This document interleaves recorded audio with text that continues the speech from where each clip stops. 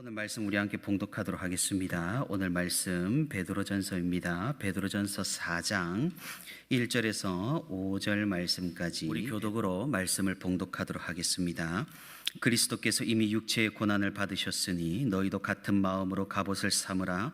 이는 육체의 고난을 받은 자는 죄를 그쳤음이니 그 후로는 다시 사람의 정욕을 따르지 않고 하나님의 뜻을 따라 육체의 남은 때를 살게 하려 함이라. 너희가 음란과 정욕과 술 취함과 방탕과 향락과 무법한 우상 숭배를 하여 이방인의 뜻을 따라 행한 것은 지나간 때로 족하도다. 이러므로 너희가 그들과 함께 그런 극한 방탕에 다름질하지 아니하는 것을 그들이 이상히 여겨 비방하나 우리 같이 합니다. 그들이 산자와 죽은 자를 심판하기로 예비하신 이에게 사실대로 고하리라. 아멘.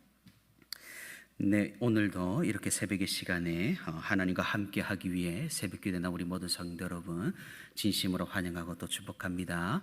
오늘도 우리 함께 말씀 듣는 가운데 또 말씀 붙들고 기도하는 가운데 하나님의 크신 은혜와 위로가 풍성히 있기를 주님의 이름으로 소망합니다. 네, 저는 예음교회당에 이전에 노예 때문에 여기에 온 적은 있습니다만 이렇게 제가 단에 서서 설교를 하는 건 또 처음입니다. 당연하겠지만요. 제가 여기 서 보니까 우리 예음교회 부예음교회 성도님들이 우리 부천 시민교회 당으로 와서 예배드리는 게 얼마나 어색하고 또 우리 교육자들이 모르는 강단에 서는 게 또 얼마나 어색한지 또 이렇게 새삼 또 제가 느끼고 또 경험하게 됩니다. 제가 참으로 우리 예원교회 성도님들께 감사하다는 말씀을 드리고 싶습니다. 네, 오늘 함께 이전과 같지 않은 그러나 이상한이라는 제목으로 말씀을 나누기를 소망합니다. 사도 베드로는 이때까지 우리 그리스도인들이 이 세상에서 어떻게 살아야 하는지를 이야기를 해왔습니다.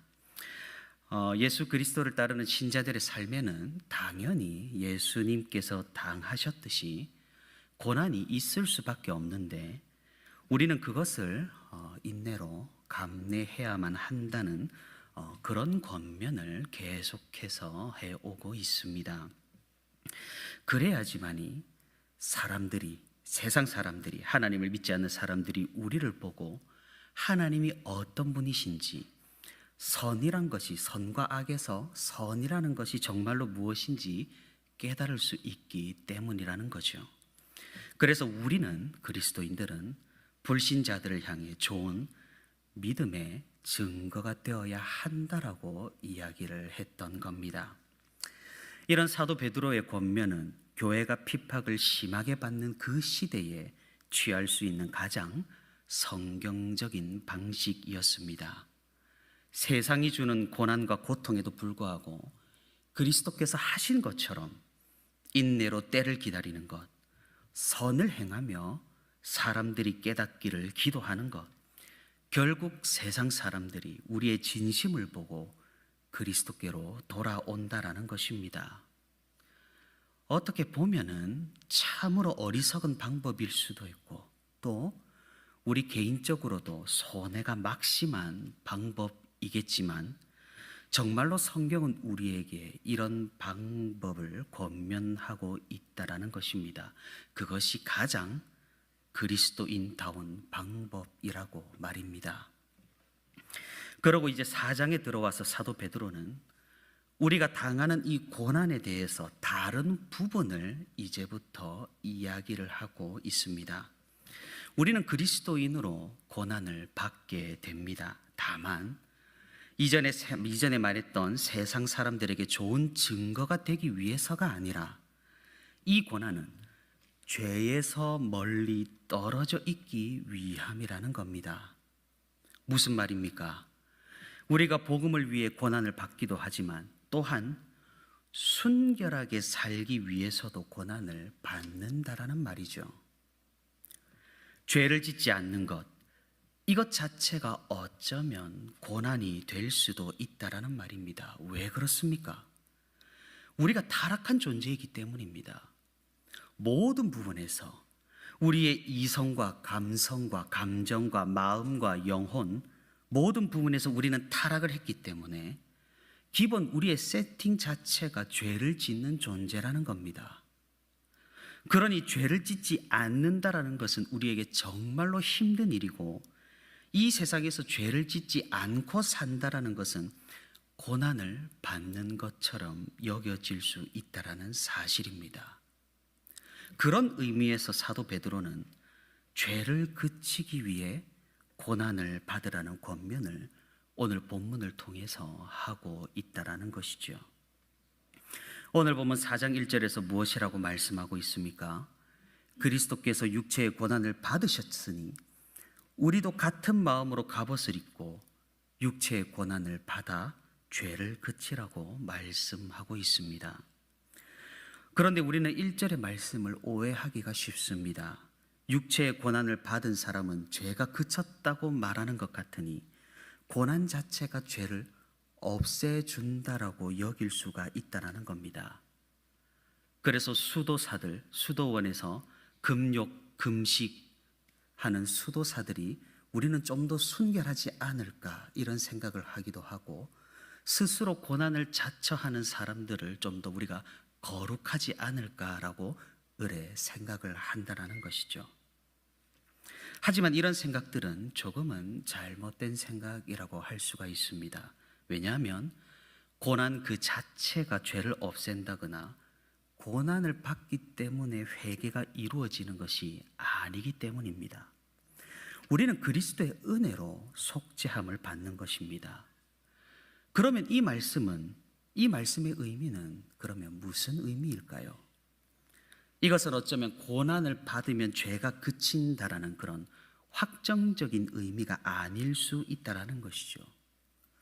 죄를 그치고 그리스도께로 돌아가는 그 길은 고난의 길이니 그리스도를 따라 죄에 대해 죽고 의에 대해서 살아야 한다라는 그런 의미입니다. 다시 말해서 그리스도께서 고난을 통해 죽음과 부활에 이르셨듯이 우리 또한 거듭나고 변화되고 죄에 대해 돌이키고 하나님께로 돌아가는 것에 고난이 기다리고 있다라는 말입니다. 사랑하는 성도 여러분, 생각해보면 정말 그렇지 않습니까? 우리가 그리스도를 몰랐을 때 너무나 당연했고 너무나 즐거웠고 너무나 기뻐했던 것, 그리스도를 알고 그리스도를 믿고 또 그리스도를 마음으로 받아들인 후에는 그만두어야 하는 것들이 많습니다. 왜 그렇습니까? 그것이 죄악이 되기 때문입니다. 세상 사람들이 아무렇지도 않게 하는 것들 우리는 하지 못하는 것 많습니다. 왜 그렇습니까? 우리에게는 그것들이 하나님과 멀어지는 일이 되기 때문입니다. 모두가 그러할 때 내가 그러지 못하는 것, 그것은 쉽지 않은 길이고 힘든 길이고 사람들에게 이상하게 보일 수가 있고 이 모든 것들이 고난이 될 수가 있다라는 그런 말씀입니다. 하지만 이런 고난은 너무나 충분한 가치가 있다라는 것이죠. 왜 그렇습니까? 이것이 바로 하나님과 함께하는 길이고 또 하나님의 뜻에 따라 사는 삶이기 때문입니다. 그래서 우리는 믿음을 가지고 오늘 본문 2절의 말씀처럼 다시는 사람의 정욕을 그대로 따라 사는 것이 아니라 하나님의 뜻에 따라 남은 인생을 살아가는 것입니다. 그리고 사도 베드로는 3절부터 죄를 짓지 않기 위해, 세상 사람들과 같지 않기 위해 우리가 그쳐야 하는 것들에 대해서 말씀하고 있습니다. 곧 음란과 정욕과 술취함과 방탕과 향락과 무법한 우상 숭배를 하는 것, 하나님을 믿지 않는 사람들의 뜻을 따라 행하는 것이 바로 그것입니다.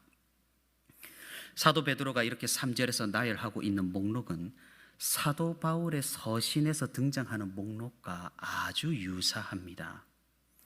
주로 이런 목록들은 나중에 그리스도를 믿은 헬라인들이 이전에 하던 행동들을 나열한 것입니다. 실제로 로마인, 헬라인들은 방탕한 생활을 했습니다. 물론 모두가 그런 것은 아니었겠지만 대체적으로 사회 분위기가 그러했다라는 겁니다. 당연히 그리스도인이 보기에는 너무나 잘못된 것이었고 죄악된 행동이었던 것이었죠.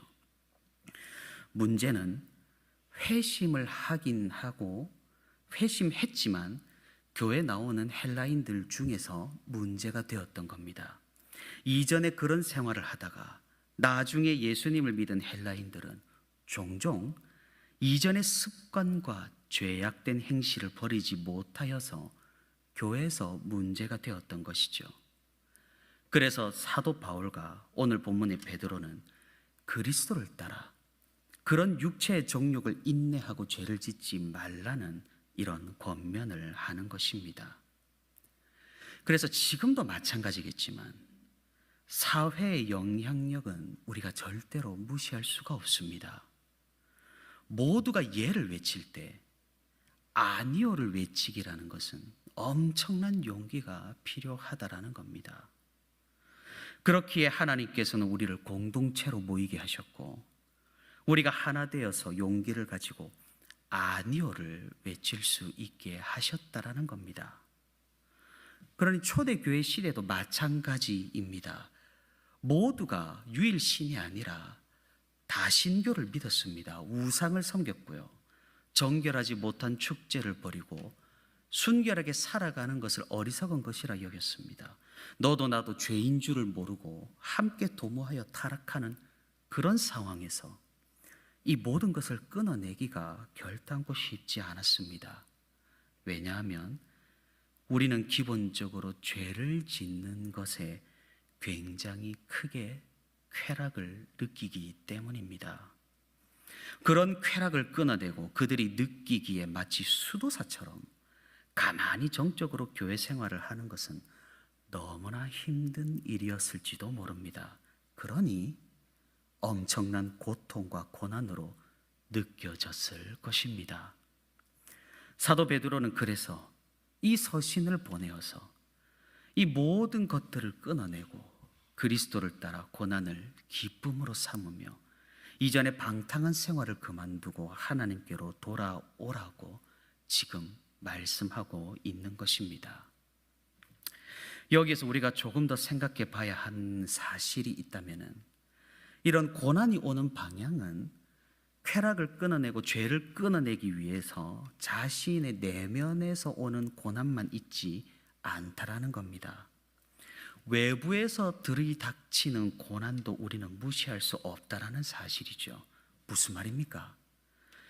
우리가 세상 사람들이 아주 당연하다고 여기는 것에 대해서 아니오라고 말한다면 무슨 일이 벌어질까요? 너도 나도 하는 관례와 관습을 성경적이지 않다라는 이유로 거부하게 된다면 어떤 일이 벌어질까요? 너무나 불보듯 뻔합니다.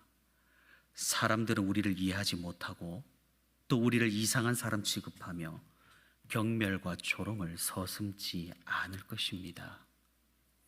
또한 이것이 자신의 이익과 관련된 부분이라면 강압적으로 우리에게 요구를 하거나 우리에게 해코지를 하기도 한다라는 겁니다. 사도 베드로도 이런 부분에 대해서 오늘 본문 4절에서 사람들이 우리를 향해 비방한다라고 말씀을 하고 있는 겁니다. 사랑하는 성도 여러분, 하나님의 말씀이 하나 틀린 것이 없습니다. 시편 14편에서 무엇이라고 말씀합니까? 다 치우쳐 함께 더러운 자가 되고 선을 행하는 자가 없으니 하나도 없도다. 다 치우칩니다.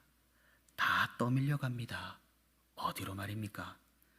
죄악으로, 멸망으로, 죽음으로, 지옥으로 말입니다. 그런데 이상하게 그 떠밀려가는 그 길은 정말 편안한 길이고 안락한 길이고 또 고난이 별로 없는 것 같고 다 함께 몰려가니까 옳은 길인 것 같습니다. 우리는 이런 세상의 함정을 정말로 조심해야 하는 것이죠. 세상이 예라고 할 때 우리는 아니오라고 할 수 있어야 한다는 겁니다. 그것이 필경 고난이 될지라도 말입니다. 왜 그렇습니까? 이 세상의 끝에는 심판이 있기 때문입니다. 이 모든 것을 우리를 판단하실 재판장이 저 하늘 위에 계시기 때문입니다. 이 심판과 판단을 넘길 수 있는 은혜가 있습니다. 그것이 바로 그리스도의 은혜입니다. 이 그리스도의 은혜는 어쩌면 이 세상에서는 고난일지도 모릅니다. 하지만 우리는 이 고난을 충분히 감내할 수 있습니다. 왜입니까?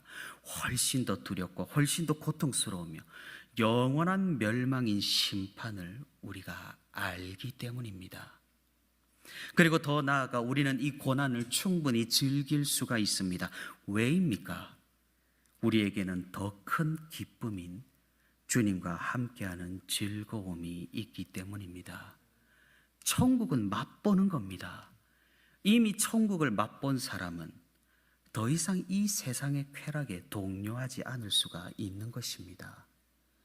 그러니 이 기쁨을 잊지 않는 자에게 분명한 은혜가 있다라는 사실입니다. 사랑하는 성도 여러분, 세상 사람들과 반대되는 말을 외치는 것은 절대로 쉽지 않습니다. 더군다나 우리나라의 상황에서는 더욱 심할지도 모르겠습니다. 같지 않으면 다르다가 아니라 틀리다고 말하는 우리는 함께 더러워지는 것을 정말로 두려워하지 않기 때문입니다. 그리고 튀어나온 못이 정을 맞기 때문에 그냥저냥 가만히 있어 중간을 가야 한다라고 가르칩니다. 그런데 사실은 이런 삶의 모습이 정말로 하나님 앞에서 죄악이 될 수 있다는 사실을, 성경에 의하면 그리스도인답지 않은 모습이 될 수 있다는 사실을, 오늘 본문에 의하면 어쩌면 심판으로 향하는 멸망의 길이 될 수 있다는 사실을 우리가 기억할 수 있기를 바랍니다. 정말로 다행인 사실은 우리는 이미 좋은 공동체를 가지고 있으며 이미 충분한 공동체에 속해 있습니다. 죄악된 세상에 함께 대응할 수 있는, 세상이 죄악에 대해 예라고 할 때 함께 뭉쳐서 하나의 교회로 아니오라고 할 수 있는 든든한 그런 아군이 있다라는 것입니다. 그리고 우리는 최근 들어서 이 아군이 갑자기 늘어난 기쁨을 함께 누리고 있습니다. 물론 이 세상의 모든 교회와 교인이 우리의 아군이지만 같은 지역 교회라는 것은 한 배를 탄 절친한 아군이라는 그런 의미이겠습니다. 우리가 온세로 교회로 함께 용기를 가지고 함께 천국을 향한 신앙생활을 할 수 있기를 바랍니다. 오늘도 우리가 옆에 있는 성도와 함께 죄악을 거스르는 이 고난을 견뎌내고 이겨내고 그리스도께서 십자가에서 승리하신 것처럼 우리 함께 그리스도를 따라 이 마음으로 갑옷을 삼아 승리하면서 이 세상을 하나님께서 주시는 기쁨으로 살아가는 저와 우리 온세로교회 모든 성도가 되기를 주님의 이름으로 축복하고 또 소망합니다.